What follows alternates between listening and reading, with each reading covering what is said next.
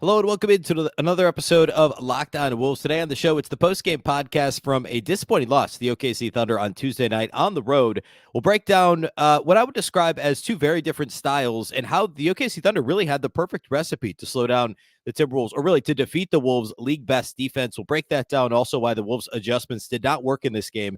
It's all coming on the show. Welcome in. You are Locked On Wolves. You are Locked On Timberwolves, your daily Minnesota Timberwolves podcast. Part of the Locked On Podcast Network. Your team every day.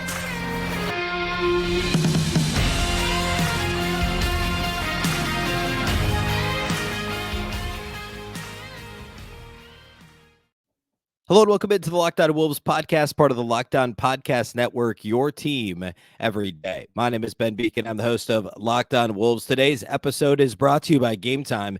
Download the Game Time app, create an account, and use the code LOCKEDONNBA for $20 off your first purchase. Happy Wednesday, everybody. Happy Hump Day. This is the post-game podcast for the Wolves' loss to the Thunder on Tuesday night. We're going to break down what happened in this one, why the Thunder were able to exploit the Wolves' top-ranked defense in this game, and why the Wolves' adjustments didn't work. We'll do individual studs and duds. Everything we always do on the post-game pod is upcoming. First of all, though, a big thank you for making Locked On Wolves your first listen every day. Of course, this show is free and available everywhere, including YouTube, as well as all of your favorite audio platforms. Wherever you listen to podcasts, you can find this show. You can also watch on the Locked On Sports Minnesota app on both Amazon, Fire TV, and Roku. And you can follow on X at Locked On T-Wolves and also at Beecken with two B's, two E's, C-K-E-N. All right, so coming into this one, we previewed this game on Tuesday's show. And, of course, the Wolves beat OKC the first time around at Target Center. That was the game in which Ant got hurt. The Wolves ended up winning by a bucket because their defense just dominated down the stretch. OKC came into this game top 10 in pace, kind of middle of the pack in terms of three-point attempt rate and free throw rate top 10, doesn't get a lot of offensive rebounds. And my concern, I said this on Tuesday, I said if Karl-Anthony Towns plays, the Wolves should win this game. But if the Wolves and Thunder, when the Wolves and Thunder play four times this year, OKC is going to win at least one game. Simply because the Wolves struggle with these high-usage, efficient scorers, which, of course, that seems silly because, by definition, those are generally the best players in the league. So, of course, defenses struggle with them. Well, what's unique here about the Wolves versus SGA is something, and I'm going to talk a lot more about this on Thursday's show, something we've seen a lot of so far this year, which is a very specific type of high-efficiency scorer that the Wolves struggle with. And that's those that can dominate from the mid-range, but also have another element to their game, right? So like the Wolves, for instance, have a couple of superstar scorers. I guess Anthony Edwards now can dominate from the mid-range, but it wasn't efficiently part of his game as recently as last year. Karl-Anthony Towns can, but doesn't prefer to do it. But you get these guys that are really comfortable shooting, around the free throw line, around the elbows, kind of that middle area of the floor, but then they can also do something else. For SGA, it's get all the way to the rim and pass. For guys like Tyrese Maxey or even De'Aaron Fox, but I would say more Maxey of the two, they're comfortable, or Dame Lillard, who the Wolves haven't seen yet this year, or CJ McCollum. Those guys are comfortable shooting from three. So if you are in drop coverage, they're going to shoot threes all day, right? The Wolves defense is designed to allow mid-range jump shots, not to allow them, but to make the opposing offense pick their poison in terms of what shots to shoot.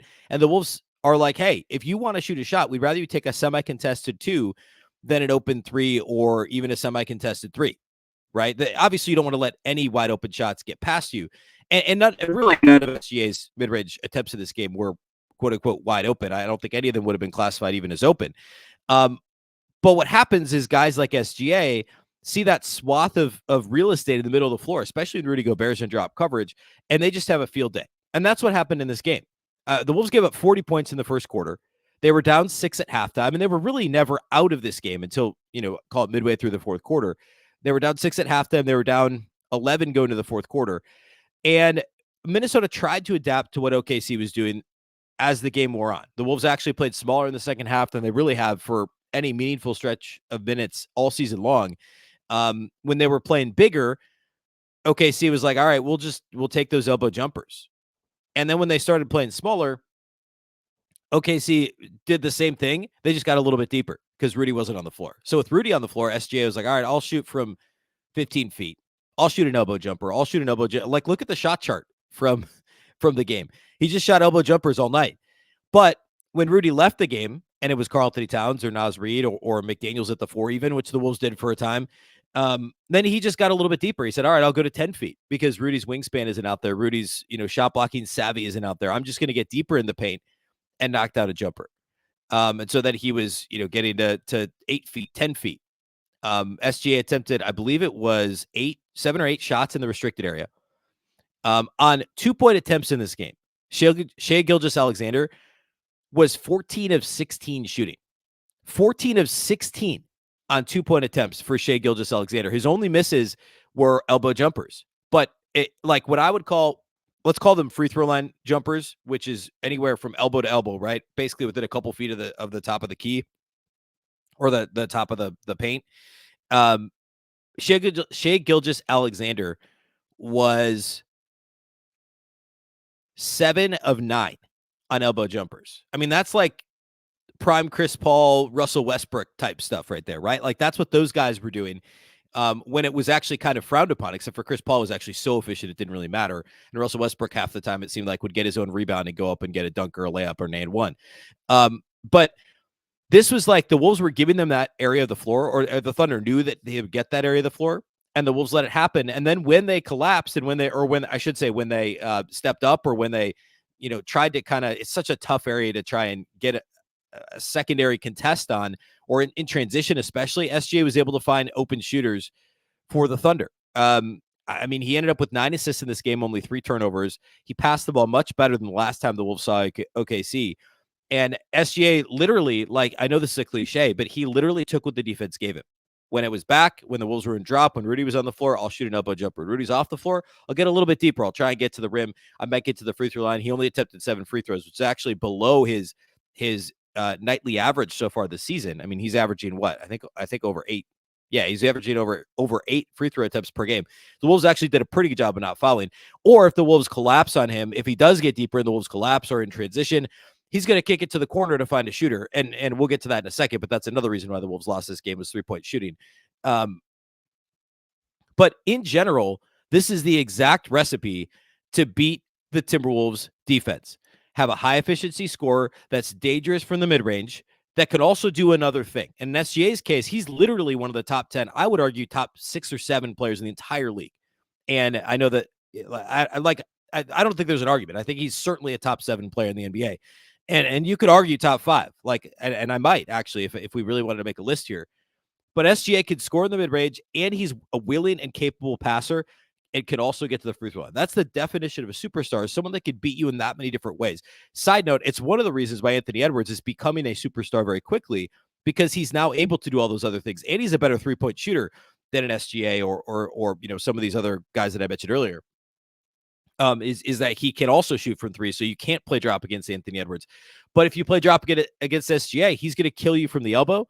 If he gets deeper, he's going to get to the free throw line probably not and or on the same play, but over the course of the game, beat you with the pass. It's the exact blueprint to beat this Timberwolves team. And the only, I said this after the Sixers game, I said it after the Pelicans game with Zion. Zion obviously was willing, or capable, and very easily able to get even deeper because of his sheer size and athleticism. But I said this after the Pelicans game. I said it after Embiid just kind of killed the Wolves with those 18-footers all game in Philly a week and a half ago or so, a couple weeks ago. These types of games, the Wolves need something, like the Wolves defense is built to allow these shots. Like if a team plays perfectly offensively like this, it's going to be hard for the Wolves to win unless they simply outscore you, which is what they tried to do and almost did in this game. In the Embiid game, it was a lot about the free throw attempts. Like that was a huge deal.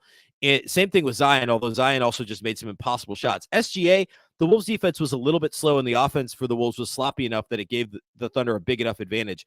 But you can't also have OKC's role players shooting threes like they did in this game. And I want to talk about that next. I want to talk about the 3-point differential and break that down. And eventually here we'll get to individual studs and duds. So we'll do all that here next. Today's episode is brought to us by eBay Motors. Our partners at eBay Motors have teamed up with Locked On Fantasy Basketball host Josh Lloyd to bring you some of the best fantasy picks each week, all season long.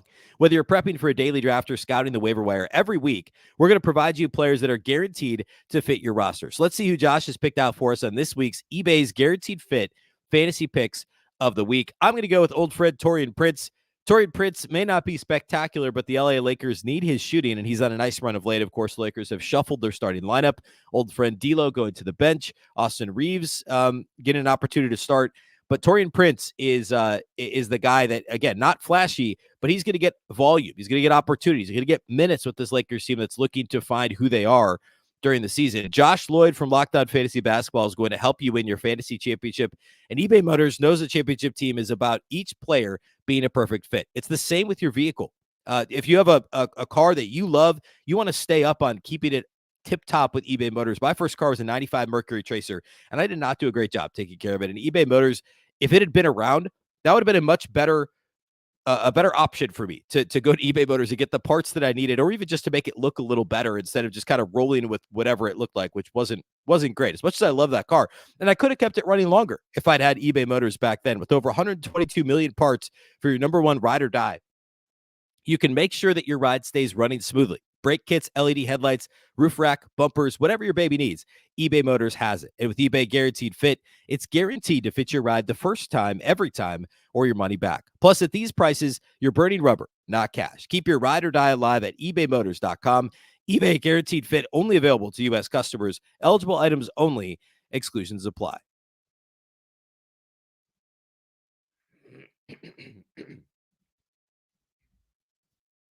Locked On has launched the first ever national sports 24/7 streaming channel on YouTube. Locked On Sports Today is here for you 24/7, covering the top sports stories of the day with the local experts of Locked On, plus our national shows covering every league. Go to Locked On Sports Today on YouTube and subscribe to the first ever national sports 24/7 streaming channel.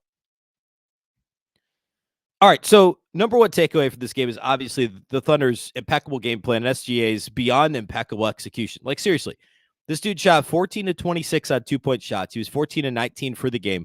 Got to the line 7 times, made 6 of his freebies, 9 assists and 3 turnovers for SGA. Was phenomenal in this game. This was a superstar doing superstar things. As I mentioned, the Wolves going small didn't really do anything either. The other thing that the Thunder did extremely well to win this game was just they simply out 3-point attempted the Timberwolves. And when you have a margin like the Thunder ended up having from outside the arc, you're going to be in pretty good shape. If you're watching on YouTube, I'm going to throw up the box score or some of the stats from the box score in this game. Yes, the Thunder shot over 60% for the field, but that second line there is what I want to highlight. 18 made three-pointers on 39 attempts for OKC. Yeah, it's great that the Wolves shot 44.4% from three, right? 44% for three. That's great. That should win you a lot of games. OKC shot 46.2%, but it's not the percentage. It's the sheer attempts. OKC attempted 12 more free throws than the Wolves did. And so that means they made 6 more three-pointers, than the Wolves did. That's 18 additional points from outside the arc. The Wolves got a chunk of those back at the free throw line. As you'll see there on your screen, they attempted, 26 free throws to the Thunder's, made 26 free throws to the Thunder's 13 free throws. So the Wolves are a plus 13 at the line, but they lost 18 points outside the arc. And remember, coming into this game, OKC was only 20th in three-point attempt rate league-wide. They shoot threes well. They were, I believe, actually first in percentage or second in percentage coming into the game. And it's just an attempt issue. Like, OKC is not trying to kill you from outside the arc, and that's because SGA is such a high-usage player, and he doesn't shoot a ton of threes, nor does he shoot them that well. But when you have Lou Dort standing out there going 5 for 6 from outside the arc, and Jalen Williams going 4 for 6, and Chet Holmgren going 3 for 6, like, you can't have the Thunder's role players. I mean, Josh Giddey was 0 for 2. So if you combine the Thunder role players for what they did from outside the arc, that's 12 of 20 from the Wolves, from the OKC starters that are not SGA. That can't happen. Now, a number of those were open, which I talked about actually quite a bit on Tuesday's show. The Wolves do a pretty good job at not allowing open jumpers, and they've been fortunate enough that opponents haven't made a lot of open jumpers. This was a progression to the mean in terms of opponent three-point shooting, if you will. That's part of it. The other piece of it is, like, this just happens sometimes, right? I mean, occasionally you give up, a team shoots the lights out from three, and that's kind of one of those other variables where, like, you could give up 34 to SGA on efficient shooting, but you can't also have the opponent role players shooting lights out from three. That's not a recipe to win. Some nights it just happens. Other nights your defense is a step slow. This is a little bit of both. The Wolves defense wasn't as crisp as it had been. A couple days off, Christmas in there, like whatever excuse we want to give on the road. The defense was just not as crisp as we've seen it be. That led to too many open three-pointers from these guys who are all pretty good shooters. Like, again, OKC's a top 2 team in terms of three-point percentage, even if the attempt rate isn't all that high. Jalen Williams over 38%, Chet Holmgren's around 38%, Lou Dort's like 43% on the season. Like, these are good three-point shooters. So it's not fluky necessarily. But the problem is you let a team that is content to not shoot a high volume of threes, shoot not only a high volume, but a high volume of open three-point attempts. So it's no surprise that they made them, that they dropped 129 on the night, and that they shot over 60% for the field against you. That's a big, that's the other piece of this. Other than SGA being unbelievable, it's the Wolves just allowing OKC to shoot so many open threes, and then OKC doing a good job making those threes. On the other side of the floor, which this was much less the issue because turns out they gave up 129 points on 60% shooting, almost 61% shooting, 46% from outside the arc. But the Wolves offensively, overall, were okay. They just turned it over way too much. They had 24 turnovers in this game. I'll throw those stats back up. 24 total turnovers in this game for Minnesota. OKC turned it over 15 times. This was a fast-paced up-and-down game, which the Wolves can play that way, but it's not their preference this season. That's not their identity, right? They'd much rather play a half-court game because their half-court set defense is so good, and their half-court offense is good enough. They've got enough one-on-one players in Cat and Ant that they could beat you in the half-court too. So the Wolves can be content to play a slower game. This was not that game, and it led to way too many turnovers. 24 total turnovers. Karl-Anthony Towns had 5 in his first game back after missing a game with the knee issue, and clearly he was a step slow in this game. Ant had 4. Off the bench, Naz had 4 turnovers in just 19 minutes, which just can't happen when you're only playing 19 minutes off the bench. You can't turn it over that much, and obviously Naz is a high-usage guy, so that's, it happens from time to time. But the offensive sloppiness and not enough flow to the offense is what killed the Wolves on that end of the floor. And really the only reason they stayed in it was because they shot it well enough from 3, and they also got to the line a bunch of times. They shot 32 free throws in this game, 13 of them by Ant, 8 from Rudy, and Rudy actually shot it well at the line, 6 of 8. Whereas OKC only got to the line 16 times, almost half of those were SGA. He had 7 of their 16 attempts. So Minnesota attempted twice as many free throws in this game as OKC. It's the only reason why this game was as close as it was, and it still ended up being a 23-point loss. So it ended up not being close at all. But it's why the Wolves hung in it until the fourth quarter, was because Ant did such a good job getting to the line. But again, the sloppiness was the bigger issue. The inability to efficiently play fast, which again is what OKC wants to do, was a major problem in this game. So, overall, the Thunder had a perfect game plan. They executed nearly perfectly, and by that I mean SGA executed it nearly perfectly. And then you add in these role players that shot lights out from 3. And that's what happened in this game. On the other end, the Wolves shoot it well enough from the 3-point line. They get to the line enough to be competitive, but they're just too sloppy. They turn it over too much. Cat obviously looks rusty. There just isn't, the bench doesn't give you what you need. There just isn't enough offensively to keep up with what the Thunder are doing. And we'll talk about on Thursday's show. I want to kind of talk about what teams have done to exploit the Wolves defense. On Tuesday, I talked about why the Wolves defense is largely sustainable and what's been so impressive about it, their defensive shot profile, etc. On Thursday, I want to talk about what some of these teams, Philly, the Pelicans, we could talk about the Kings from a month ago or so. We could talk about this game most recently against OKC, what these teams have done to muck things up, and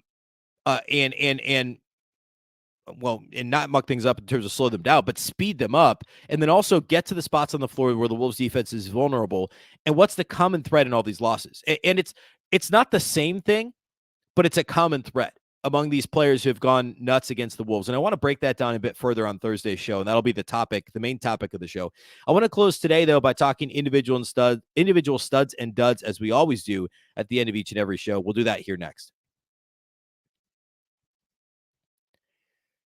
Today's episode of Locked On Wolves is brought to us by our title sponsors over at Game Time. You shouldn't have to worry when you're buying tickets to your next big event, no matter what it is. If it's sports, music, comedy, theater, say you're visiting somewhere for the holidays right now here, right in between Christmas and New Year's, and you want something to do, it doesn't have to be sports either. It could be anything. Maybe there's a music act in town. Maybe there's a holiday performance at a theater that you want to go see. Game Time is the fast and easy way to get tickets for everything with killer last-minute deals, all-in prices, views from your seat, and their best price guarantee. Game Time takes the guesswork out of buying tickets. They're the only ticketing app that gives you complete peace of mind with your purchase. See the view from your seat before you buy, so you know exactly what to expect when you arrive. Plus, they have all-in prices, so they show your total up front, and you know you're getting a great deal without hidden fees. You can get your tickets in seconds with just 2 taps. Plus, they have zone deals. You can pick the section, and Game Time picks the seats for an average of 18% savings. Plus, the Game Time guarantee means you'll always get the best price. If you find tickets in the same section and row for less, Game Time will credit you 110% of the difference. Take the guesswork out of buying tickets with Game Time. Download the Game Time app, create an account, and use the code LOCKEDONNBA for $20 off your first purchase. Terms apply. Again, create an account and redeem the code LOCKEDONNBA. That's LOCKEDONNBA for $20 off. Download Game Time today. Last minute tickets, lowest price guaranteed.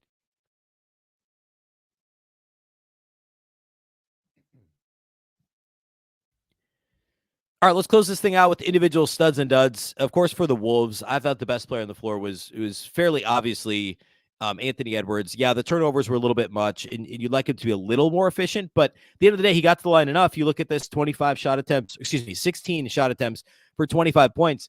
I guess, when you say it that way, that is fairly efficient, right? He only made 2 3-pointers, but he also only attempted 5. We've seen a couple games lately where he was just gunning too many threes at inopportune moments, and that wasn't the case in this one. Actually thought the shot selection was pretty good.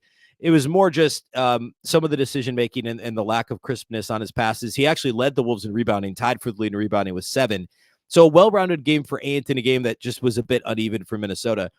Mike Conley was actually probably the best all-around player on the floor for the Wolves, but 17 points for Conley on 10 shot attempts, 5 of 7 outside the arc. Which is, what Minnesota Mike does. He shoots threes, right? One of 3 on 2s and 5 of 7 on 3-point attempts in only 25 minutes in this game. He had 4 assists and no turnovers, a typical performance from Conley, 2 steals, very, very solid. And one of the reasons the Wolves hung around as long as they did, he hit a couple of big threes in there to kind of keep momentum or I guess stop momentum for OKC and keep the Wolves in the game. Third stud for me, I don't know. It's tough. I kind of want to go Leonard Miller for his garbage time performance. I don't know. I guess there really wasn't even a third stud in this one for me. The Thunder were too good offensively. Like the only efficient player off the bench besides Leonard Miller was Alexander Walker. He was 2 of 2 outside the arc, but defensively the Wolves were good enough. I'm only going to go 2 studs in this game. And dud wise, I don't know. It's tough. Like Jaden McDaniels, I know he's been so good. So, and also playing with the ankle that he got through and then the tailbone contusion and all that, but 8 points on 10 shots, missed all his 3-point attempts, only had 1 rebound in 27 minutes. And of course, SGA did SGA things. That's not all McDaniel's fault, but obviously, the difference, I don't know, you could say the difference in this game about a number of different categories. I've already kind of explained the main differences, but if you really want to boil it down, Wolves role players versus Thunder role players, Conley stepped up, but McDaniels, Alexander Walker, Naz Reid with the turnovers, like the Wolves did not get from their guys what the Thunder got from Lou Dort, what they got from Jalen Williams. Now I know that those guys score a bit more, but still, like they're not Chet and they're not SGA, and they stepped up and did what they needed to do. So I don't know. That's one of the main differences in this game. Overall, we talked about a lot of the stats already, but the Wolves' free throw shooting kept them in the game. Their percentage from outside the arc kept them in the game. But one of the things, and I 2 or 3 weeks ago, the Wolves just have to shoot more threes, and they should get more 3-point attempts generated by the way that they play. And again, Ant had 6 assists in this game, so it's not like he wasn't looking to pass. But you can't allow a team that shoots less threes than you per game to attempt 12 more 3-pointers than you. It should be an option. That shouldn't be something that the Wolves allow to happen. And thankfully, again, the free throw shooting is what kept the Wolves in this game. But that's something else to keep an eye on here moving forward. Again, on Thursday's show, I do want to dig into the common thread in some of these losses for Minnesota and some of these higher efficiency offensive games. The Wolves still have the league's best defense, but how are some of these teams like Philly and New Orleans and Sacramento and Oklahoma City, how are these teams scoring almost at will for stretches of games against the Wolves defense? So I want to talk about that on Thursday's show. Of course, the Wolves play Thursday night. They're back home for the Dallas Mavericks and just beat the Mavs a couple of weeks ago. So we'll talk about that game. We'll do a quick preview on Thursday as well. And then Friday, we'll do the post-game pod from Thursday. We'll get you ready for Wolves-Lakers back at Target Center again on Saturday night as the Wolves continue this gauntlet, this really difficult stretch in their schedule. We'll talk about that a little too over the next couple of days. So a big week. The gauntlet continues as we head towards 2020. I don't know, what year is it going to be? 2024? I feel like I've been thinking about 24 so long, it feels like it should be 25. But as we head towards 2024, the Wolves' difficult schedule continues. So we'll talk about all that here later in the week as well. A big thank you for making Locked On Wolves your first listen every day. Of course, this show is free and available everywhere, including YouTube, as well as all of your favorite audio platforms. Wherever you like to listen to podcasts, you can find this show. You can also watch on the Locked On Sports Minnesota app on both Roku and Amazon Fire TV. And you can follow on X at Locked On T-Wolves and at Beecken with 2 B's, 2 E's, C-K-E-N. A reminder that Locked On has launched the first ever national sports 24/7 streaming channel on YouTube. Locked On Sports Today is here for you 24/7, covering the top sports stories of the day with the local experts of Locked On, plus our national shows covering every league. Go to Locked On Sports Today on YouTube and subscribe to the first ever national sports 24/7 streaming channel. Once again, I'm Ben Beecken. This is the Locked On Wolves podcast. Of course, the Locked On Wolves podcast is part of the Locked On Podcast Network, and the Locked On Network is your local experts on all the biggest stories. I'm Ben Beecken. This is the Locked On Wolves podcast, and we'll catch you next time.